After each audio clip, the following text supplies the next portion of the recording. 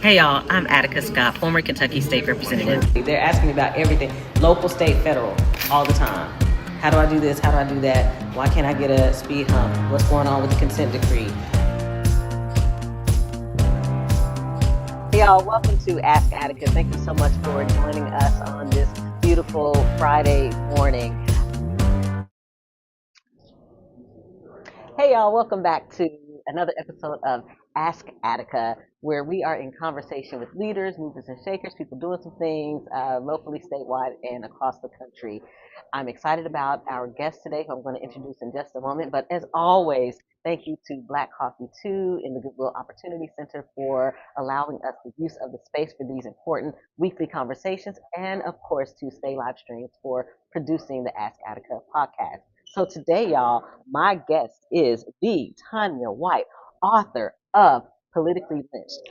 Professionally lynched. Professionally lynched. Politically is yes, yours. That's right. That's right. I've spoken into existence. Educator and podcaster. Yes. So we're going to get into it.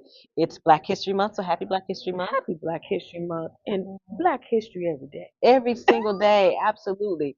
And I will say, I agree with what I've seen so many people say, which is, in my lifetime, this has been one of the most hardest Black History Months ever in so many ways. So I want to talk about it. Yes. So apparently, Tourette syndrome is an excuse for racism and hurling the N-word, a racial slur, to two Black men on stage in front of a world audience. Apparently, it's okay that we are told we can't read because apparently all of us have dyslexia. Yeah. Apparently, we have people of African descent, Somali in particular, being told to continue to be told to go back to their S-hole countries.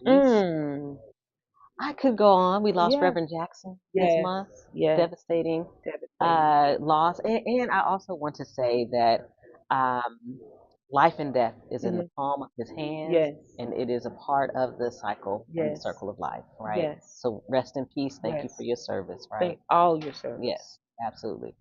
So I'm curious to hear your reflections on this Black History Month. Wow. It's not ironic, but it's fitting that Reverend Jackson went to glory in Black History Month. Yes. Also, it's disheartening that he is not able to be recognized on a federal level of the impact, the strides that he made, his political legacy.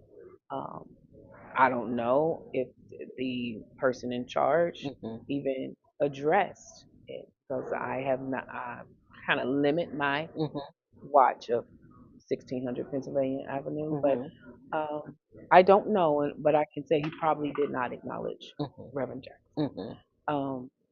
But this Black History Month is bittersweet. That's what I just will keep coming to my bittersweet because it is not just a month, but it is a celebration every day, but designated in the month. That before Mr. Trump took office, it was celebrated globally. Yes. Now it's not even a whisper of not many on TV, not many acknowledged on TV, Black History programs, even in organizations, and I was sharing with you all, have drifted away, who normally celebrate with sending organizational awareness and posts, have not seen much. And so it's very disheartening being a Black woman who celebrated growing up. I was fortunate to go to all African American elementary school. Okay.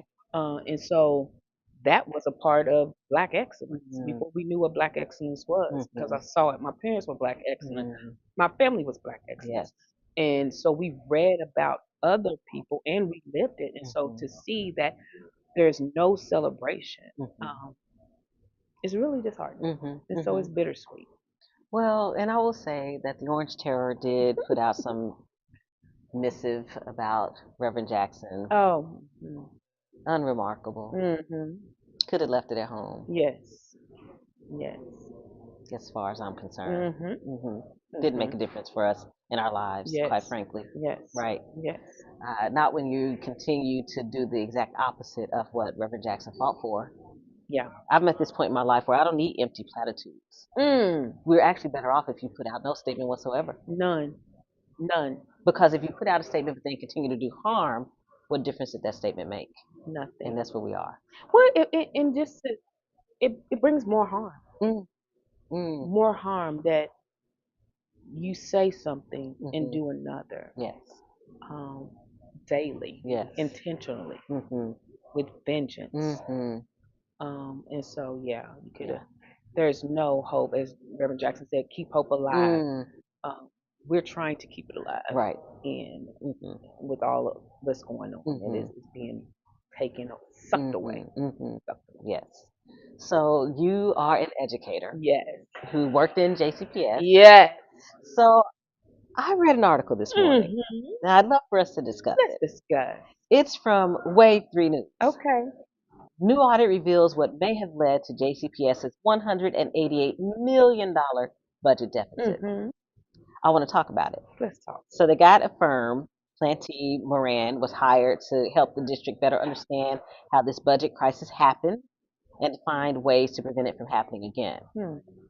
I will start by saying that while all of Superintendent Yearwood's ideas to address this deficit are not the best ideas at all, right? And he's trying to adjust as he goes and learns. I also want to say that the superintendent that got us in this mess is somewhere over in Indiana, ran away from accountability, Marty Polio. Yes. While I don't know him personally, being in a leadership position where you have to make decisions and you have to have outcomes. I watch from across the river. And I'm going to bluntly say he is the scapegoat. He is being thrown under the bus. Yes. Trying his hardest, being as gracious as he can when he talks to media. But people know, and they probably selected him because they wanted to throw him under the bus.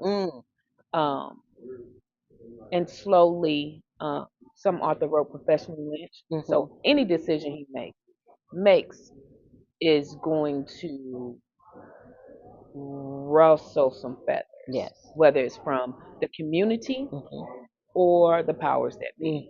Because we must say, $188 million in debt.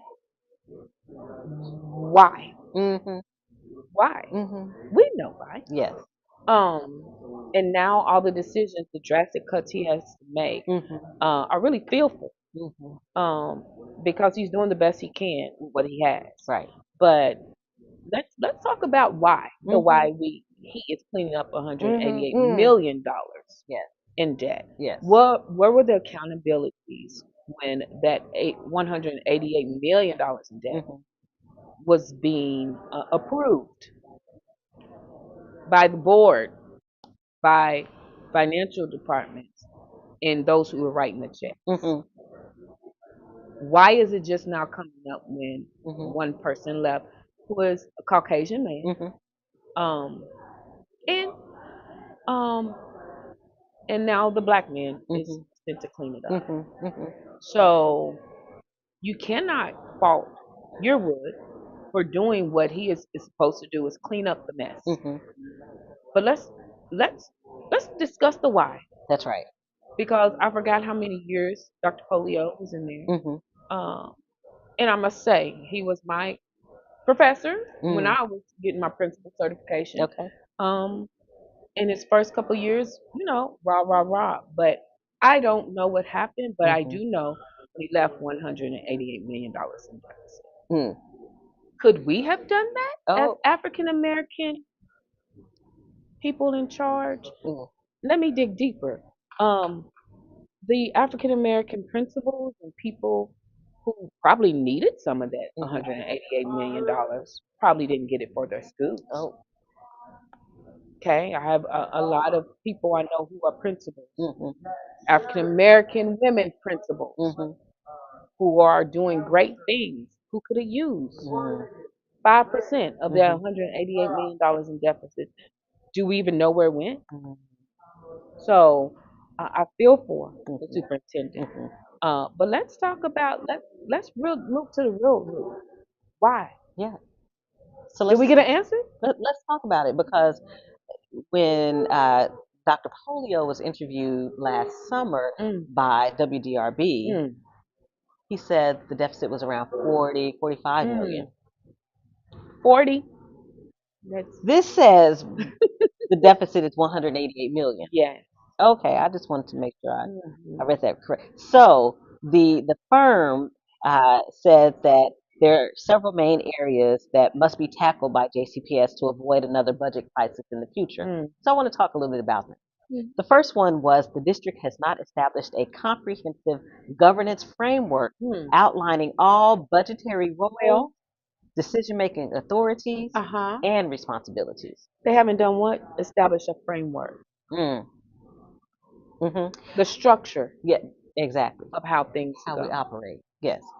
If Yes. your house doesn't have a structure, it's not going to stand. It's going to fall. Mm-hmm. So why again was there no structure Mm-hmm. with 188 million Yes. dollars? Yes. And I'm pretty sure JCPS. No, I'm sure they have a bigger budget than the city of Louisville. They do. Yes. Okay, and there's no structure. No. Yes. Okay. Okay. Yeah. All right. And Problem number one. that's number one. They had eight. They had eight problems. So, Okay. or ways to address the Okay. issue. The second, the district's budget development process is not formally aligned with its strategic goals for long-range plans. Hmm. So we have strategic goals, long-range plans. Budget development process does not align. Okay.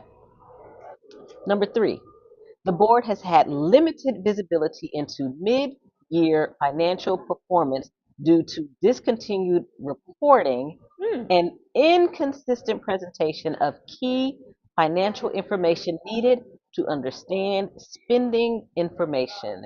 One of your primary responsibilities as a board member of an entity is fiduciary Yeah. responsibility, understanding the financial situation of the board of directors on which you serve. And yet, and yet, they had limited visibility. Mm. All right, number four, the district has not implemented a formal cross-functional process for reviewing and approving organizational chart changes and has not had a consistent job classification system. You probably could speak to that much more than I can as a former JCPS employee. Yeah. Mhm. Return on investment, what we know as ROI, Mhm.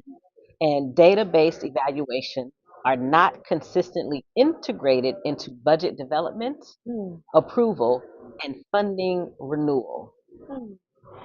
So we're not taking into account data-based evaluation and Yeah. return on investment. Okay. Mhm.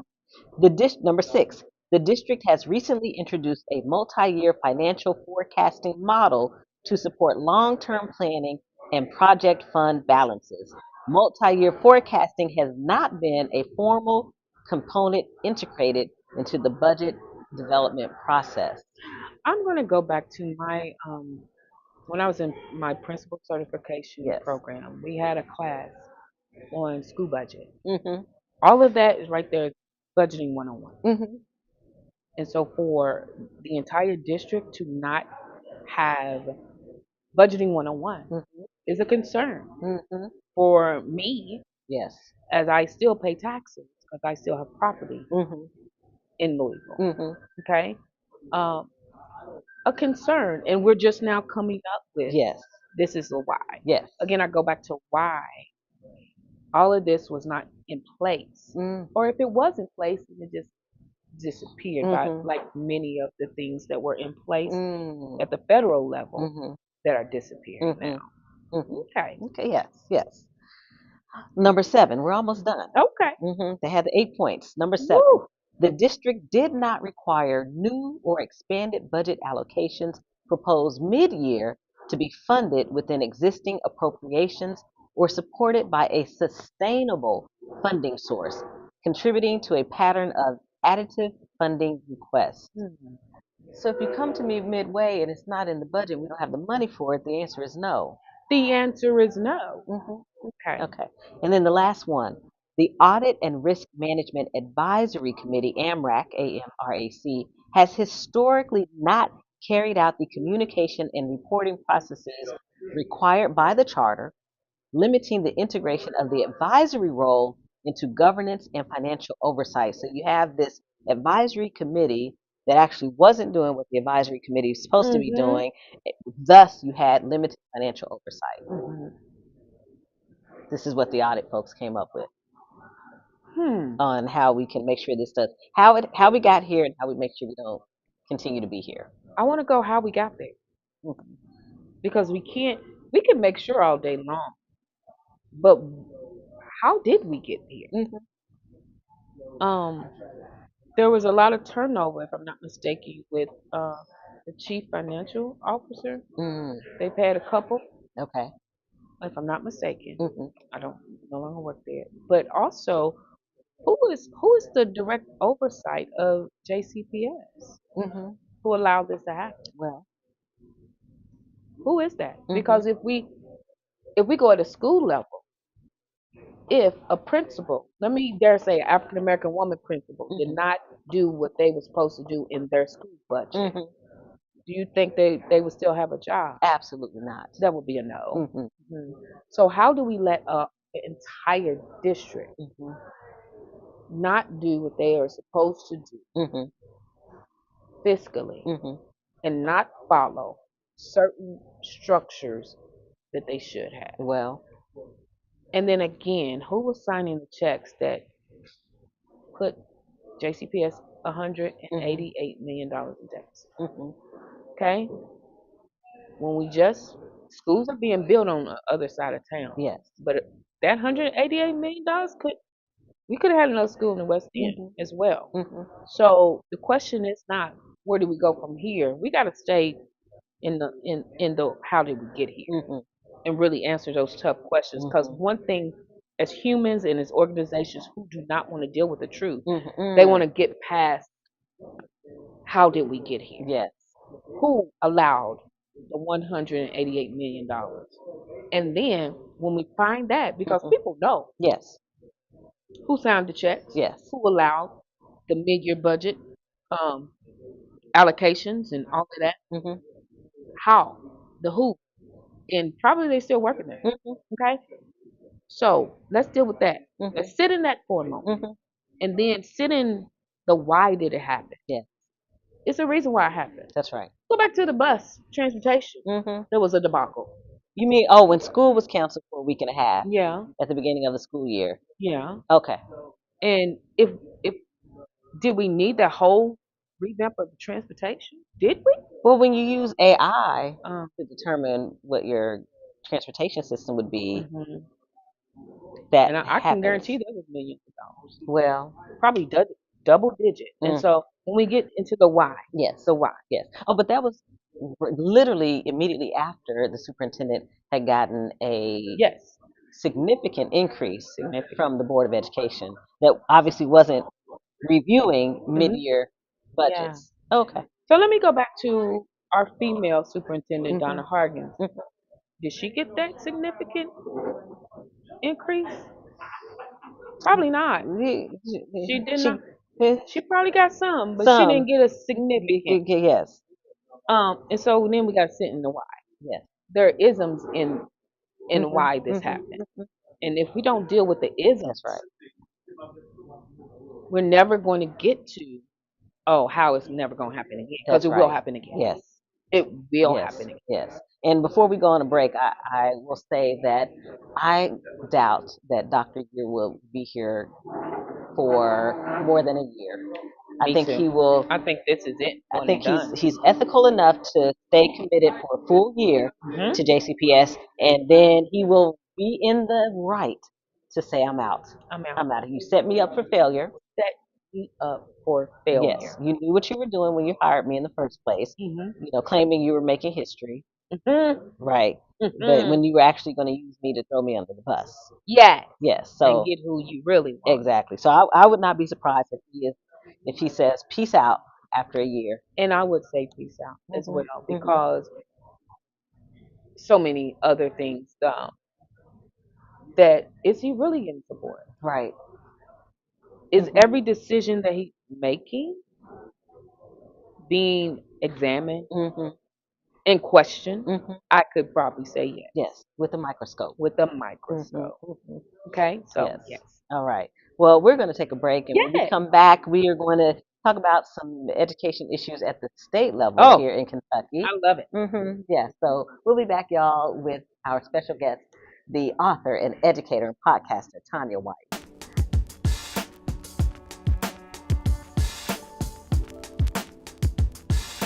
I hope to achieve a beautiful system that can be duplicated after I'm long gone to support this great organization. Here I hope to accomplish, even if I can just help like FU moms, just get exactly what they need and make sure they have someone advocate for them throughout their services with either the hospital or different services that they need. I always saw the need for more support and assistance and advocacy for mothers. I'm Shiva Hibbett, the community service manager, and I hope to achieve to bridge the gap between organization and the people that they serve.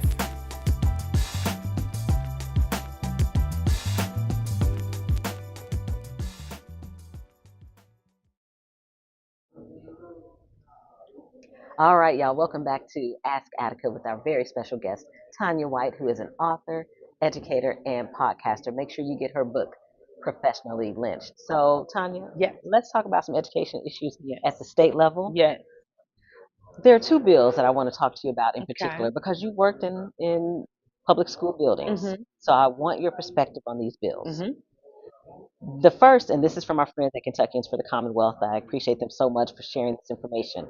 House Bill 312 creates a provisional concealed carry license for people ages 18 to 20. This means guns and other deadly weapons will be legal for people in their late teens to carry and to hide. Now, I will say that because I'm a January baby, I was 18 when I graduated from high school. I would have been able to provisionally have a provisional concealed carry license at 18. Talk to me about this as an educator. So, as an educator, and with particularly JCPS pushing back the age requirement for students to even get into school, most of our students now are going to be 18 and over. Now, at 18, are we wise enough? No. Do we have parents who are wise enough to say no? No. And then I will, in my imagination, when we talk about gun violence, particularly in the African American and brown community, most of the students who will be able to do that will be in our schools with a predominantly African American. Now, okay, you say this bill is, they can do it. But is it going to be equitable? Probably not. If students at Central and Shawnee Western are allowed to do this, will it be equitable? No, I don't think so. Will it be safe?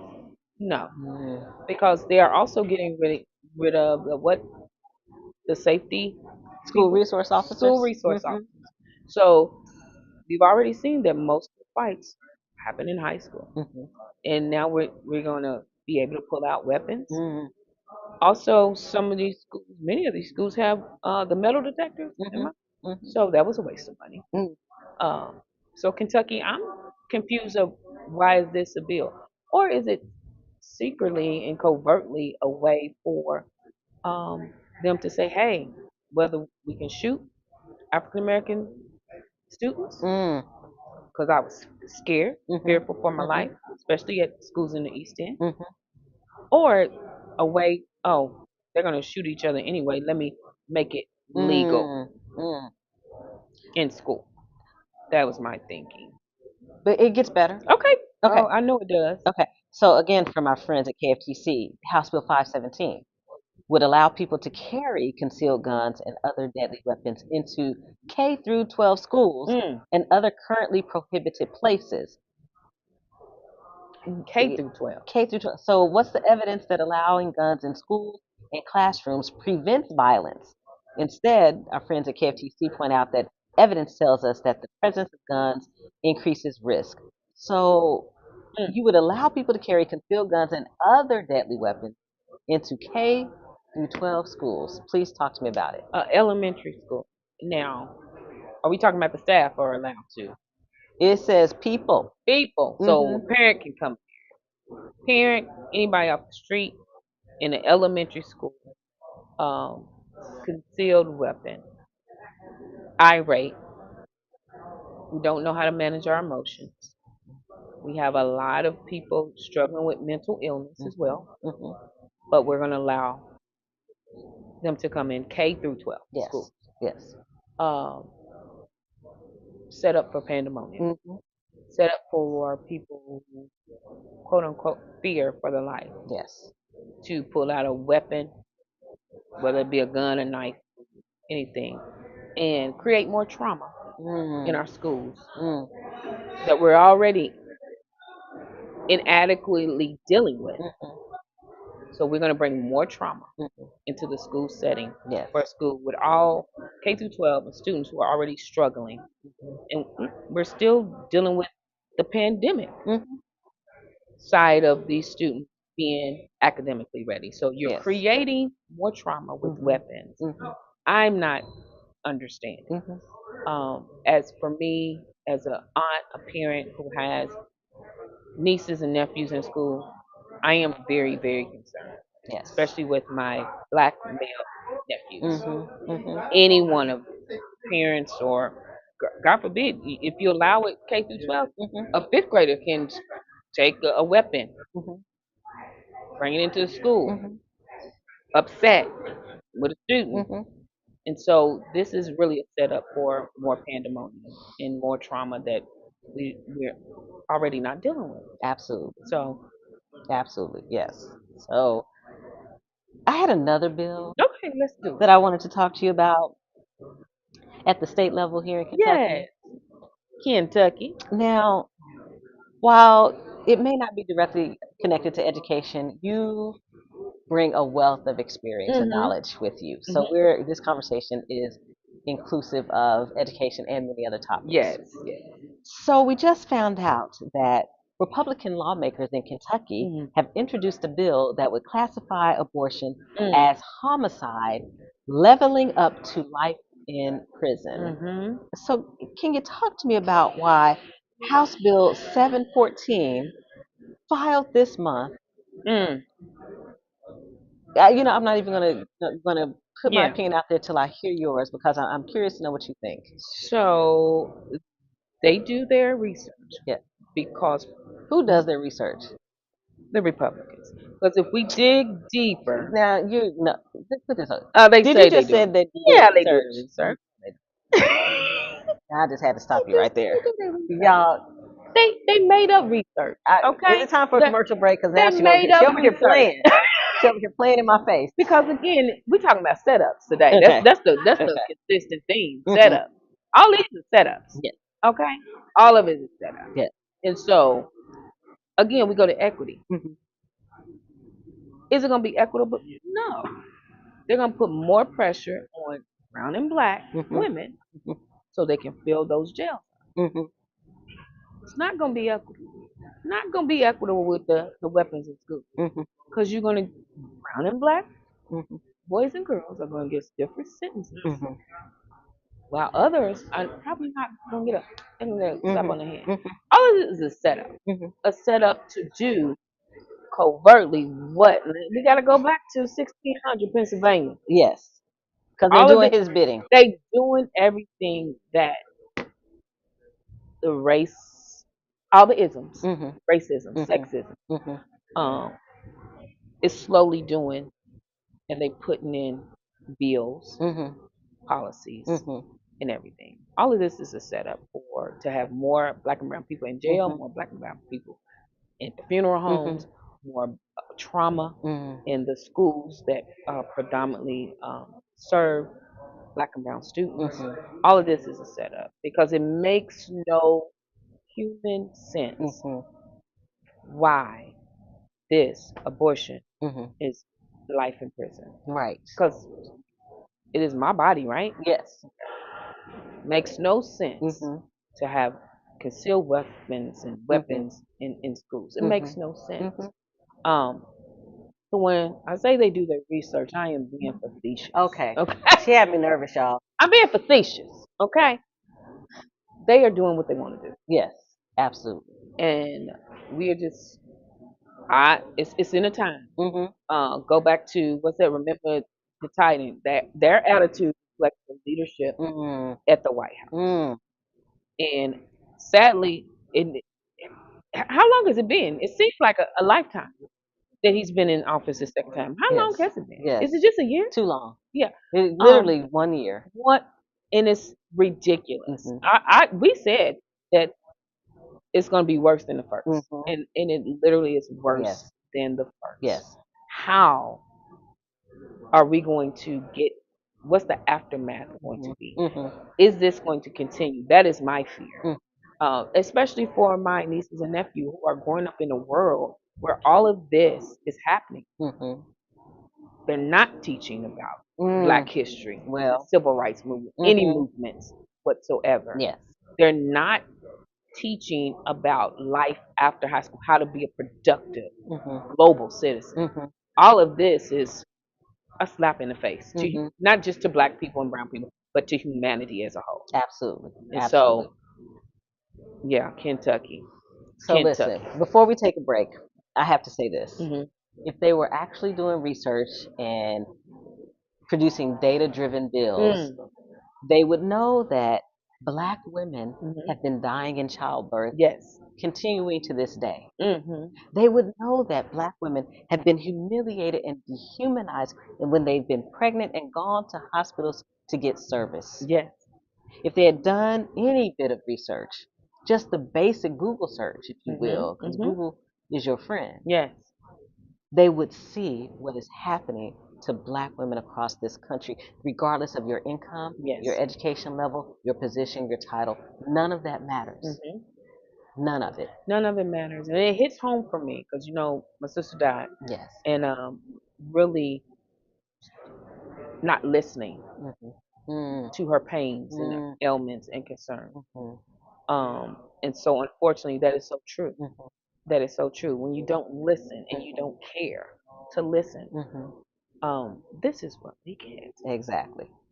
All right. So when we come back, I want to ask you about the State of the Union, and we'll close. Well, actually, we'll close with you asking me any questions you might have of me, since it's called Ask Attica. Okay. All right, y'all. So we're going to be back with Tanya White, author, educator, and podcaster. And I do want to remind folks, if you're running for office, be sure to connect with Stay Live Stream so you can advertise on Ask Attica and on Stay Live Stream's other offerings that they bring you, their live streams, etc. All right, y'all. We'll see you back in just a moment. Through every note, every performance, the arts connect us.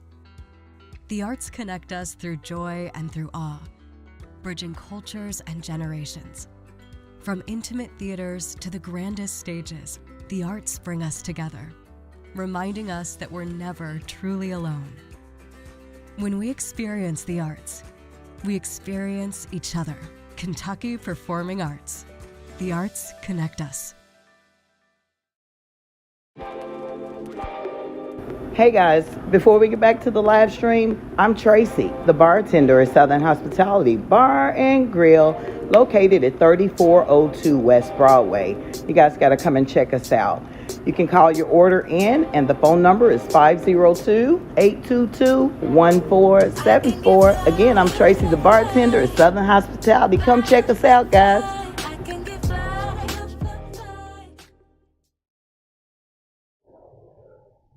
Hey y'all, welcome back to Ask Attica with our guest Tanya White, who is an author, educator, and podcaster. Be sure you check out her book, Professionally Lynched. So, Tanya, welcome back. Thank you. We're going to close out with two questions. One I'm going to ask you, and then I'll open up to you to ask me any questions.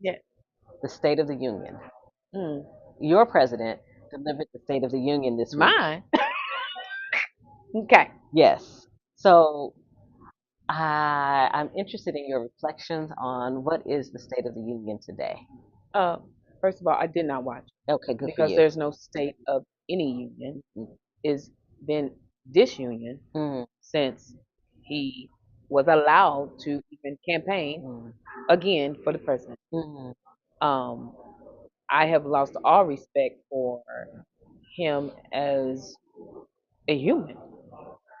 All of the people who will make concessions for what he is doing. And let's bring up the infamous gorilla post with our president. Wasn't that also during Black History Month? It was the beginning, if I'm not I tried to mistaken, forget that of our President Barack Obama and my favorite First Lady, Michelle LaVon Robinson Obama. And how people said there was a mistake, even you taking it down. No, it's not a mistake. No. It is very much who you are and who you want. You are covertly telling people, this is how we see black people, no matter what accomplishments they made, no matter what position they had. Let's go further where you disinvite the only black governor to an annual dinner. So it is you. What did Maya say when people show you who they are? The first time. The first time, Yes. believe me. So he showed us who he was the first time, and for people to vote for him again, basically because the first time he ran against a white woman, regardless of what you think, she was better qualified than him. He had no qualification, and then the second time, that was VP Kamala Harris, who was more than qualified than anybody. And so for you to say, even give reasons of why he should have run, really is disheartening. And it's really showing me who you are. And I don't have to argue with you about anything for doing. That's right. You show me who you are. That's because anytime you are trying to make reasons for why he doing what he's doing, or hide, oh yeah, he didn't mean that. Yes, he did. He means everything he is doing. Absolutely. And so for you to carve it out, it's no state of no union. It's state of disunion, disarray, disappointment, all the disses to me. Yes. And so I'm living in the hope of Lord, keep us near the cross, and keep us through this presidency. Yes. I don't even know what's after this because there's so much being done. And like I've told you off camera, it is seeping into the minds, into the policies of many organizations, of the separation, exclusivity, and the disrespect, not only of humans, but as Malcolm said, of the black woman. And we got to come back and just talk about the power when black women are in power and they're still powerless. I'm just saying. I believe you actually have that quote from Malcolm X, don't you? Let me read it. Okay. The most disrespected person in America is the black woman. The most unprotected person in America is the black woman. The most neglected person in America is the black woman. So don't come to me saying, oh, you need to do this or you need. No, I am the most disrespected, the most neglected, and the most unprotected. But I respect, protect, and nurture everyone around me. Well, In corporate and in families, even though I'm not getting anything. So, yeah. So I did not watch. Okay. I will not. I don't blame you. Yes. That's all. Okay. All right. Well, let's close with this. Yes. The podcast is called Ask Attica. I'm going to ask Attica. So, do you have any questions? You know that I you would have like to ask me? questions. Okay. I have questions. I'm going to limit it to one. Okay. Oh, okay. All right. All right. One, because it's going to lead into other things. Okay. As we're coming into election campaigning season. Yes. And let's talk about local. What are you hopeful about? Yes. And what are you still disappointed about? Okay. Okay. So we're about to enter my favorite time of the year, campaign season. Well, campaign season's happening already, but like really intentional campaign season, because I feel like it is the opportunity for people to get to know the folks we're running, to make informed and educated decisions, and to get out and vote for the people who actually show up for us each and every day. So I'm excited, of course, about Councilwoman Shamika Parrish Wright running for mayor. I feel like that is one of the most transformative elections that we have going on right now, the most transformative campaigns that we have. What I continue to be concerned and disappointed about are people who say things like, and I'll give you a concrete example. This week, I was watching a video where a white woman in Texas was in tears, and she was saying, I voted for the white guy, but I really wanted to vote for Jasmine Crockett, but I voted for the white guy because I feel like he can actually beat the Republican in November. Really? So many people still do that right here in Louisville at the local level and in Kentucky at the state level, right? They still do that kind of crap and say, yes, the black woman is going to be the one to fight for us, right? I experienced it when I ran for Congress. Yeah. White women literally saying, well, I would vote for you, but I think the white man can win in November. It's Louisville. There was no viable Republican running for Congress in Louisville, Kentucky, but here we are. And so what I remain disappointed about are the people, particularly white women, who do that kind of stuff, who say, I would vote for her for mayor, but yes, it's always the but. And with that, even before they say that, it's what they're saying behind closed doors, or the little doubt that they're putting in other people's mind. Case in point, this week in my profession, I was in a meeting, mostly African American men and women, few Caucasian. When addressing the woman who was asking and putting in new initiatives, the Caucasian man closed with, if you're scared of her, don't be. And I'm looking around, who's scared of who? That was a projection. Because I knew everyone in that circle. Nobody was scared of her because she's straightforward, transformative, transparent, and proactive. So for you to put that little doubt, had we not known her, people would have been scared. And so, what you saying, I would have voted for you. They say that because what the conversations that they're having in private. I'm scared. She's too this, she's too that. But I know she'll do a good job. Right. But I'm scared. Why? Because she's going to tell us the truth. She's going to be transparent. And she's going to get the job done. As me, I'm not truthful. I'm not transparent. I don't get the job done. So when people do that and say, I'm the buttness of it, it's always because they have insecurities. And so we're going to have to pray and be vigilant because Shamika does know what she's doing. That's right. She does have the credentials, and she will make a great mayor. And so get off your butt and do what you know in your heart to do. No longer are we saying, oh, and I'm not giving my Caucasian sisters any more leeway, because if you know they're going to do a good job, vote for them. Stop playing. Jasmine Crockett, my sorority sister, she has shown that she knows what she's talking about. She's transparent and truthful. Shamika Wright Parrish has shown she knows what she's talking about, and she is for the people. Get off your butt, and stop saying, oh, I'm not, because you're showing me who you are. That's it. Point blank to the period. You said it right there. Get off your butts, literally and figuratively. And right? That was from Reverend Cosby. He had a book called "Get Off Your Butts." Okay, and your BUT. And your BUTT. And your BUTT. There you so go. there is no but. There's no but. We've proven that we can win. We can proven that we have the vote when we mobilize together. Stop having your insecurities and your fears on. That's right. We're gonna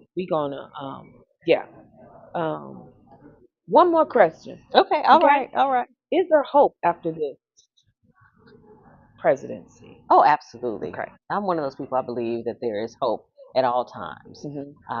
There's hope because there are people who every single day are showing up. Yes. There are people every single day who are standing up.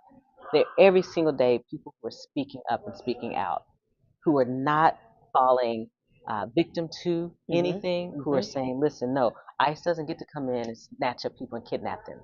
There are people every single day who are saying, oh, absolutely, we need to have our loans forgiven. There are people every single day who are showing up and rejecting this administration. And that continues to give me hope. Now, what I do know is it's going to take a long time to repair the damage. Yes. It will take decades. It can take 70 years to repair the damage. It won't be with one presidential election or even 2 or 3 or 4, right? Or 5. It will take a while to repair this damage. But I'm hopeful about what can happen at the local and state levels.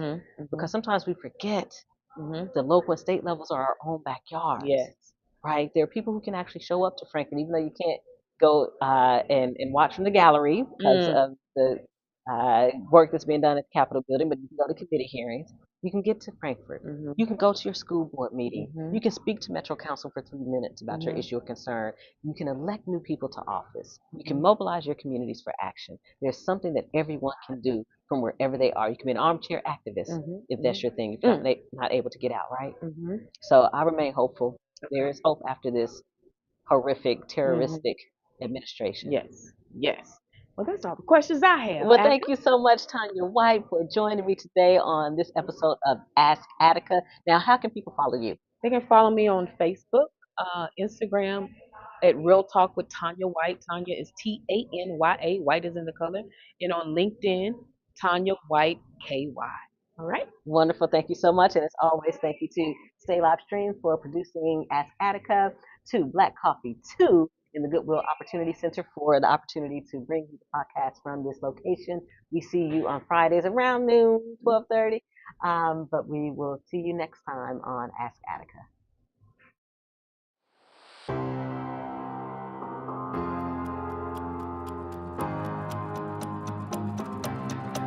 Hey y'all, I'm Attica Scott, former Kentucky State Representative. They're asking me about everything, local, state, federal, all the time. How do I do this? How do I do that? Why can't I get a speed hump? What's going on with the consent decree? Hey y'all, welcome to Ask Attica. Thank you so much for joining us on this beautiful Friday morning.